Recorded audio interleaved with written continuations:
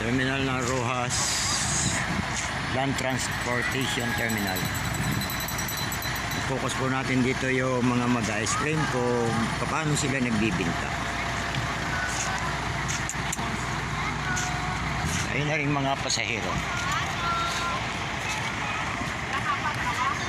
Natin yung kung bibinta yung mag-ice cream kasi trabaho ko rin po yung magtinda na scramble.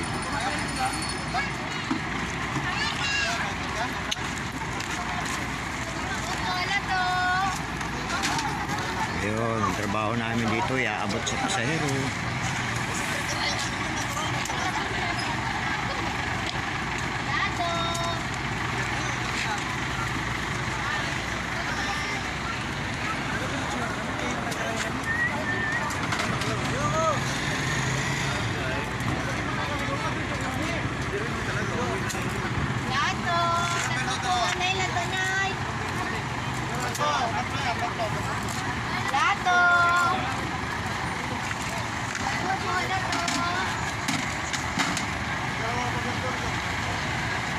Hindi na po bumababa yung pasahero, iniaabot na lang.